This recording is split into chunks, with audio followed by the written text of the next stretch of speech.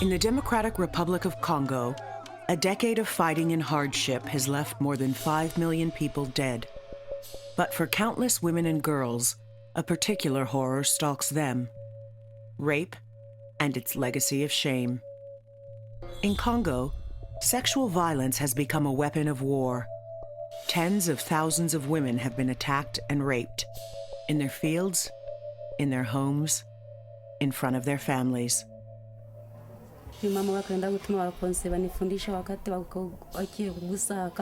was with my husband, whom I loved very much. We had gotten married the month before.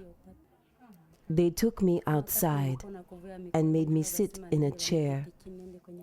They got my husband and told him to sit on my lap. They came with a machete and cut his head off. They took me into the forest, where we spent 3 months. Every day I was raped. Brutality cost this newlywed more than her husband. At only 23 years old, she was so severely wounded by her captors that she is unable to bear children. It is cruelty like this that drives Justine Masika and others to risk their own safety to focus attention on Congo's crisis. Masika is director of the Synergy Network for Women Victims of Sexual Violence. For Masika, it was a story from rural eastern Congo that forced her to take action.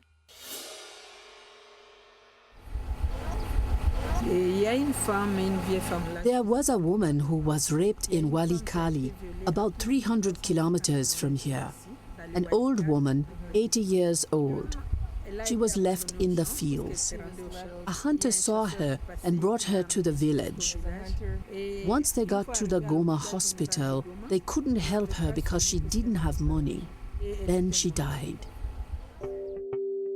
The tragedy galvanized Masika, and the Synergy Network was born in 2003.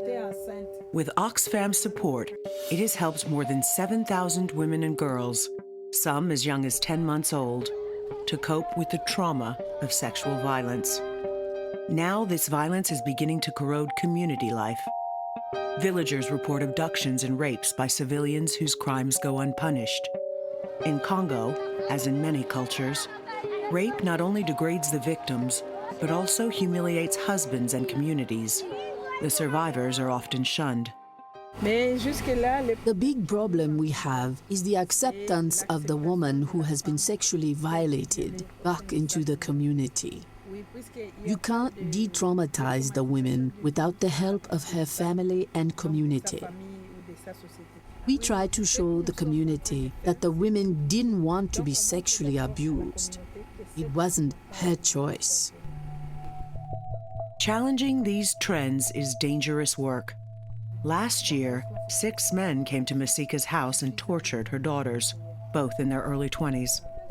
Although afraid, Masika won't be deterred. She has sent her daughters to live abroad and will go on with her work. The women here have so much trust in me that it obligates me to continue.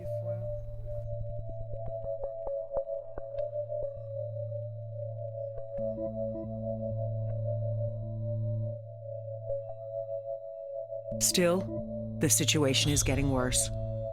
Incidents of rape and other violence have increased since the latest outbreak of fighting. Congolese women tell Oxfam that they feel like they are the living dead, that their lives no longer have any value. Show them it's not true. They are not forgotten. Join a growing community of people who will not stand by any longer. Help Oxfam fight for the rights and well-being of Congo's women and girls.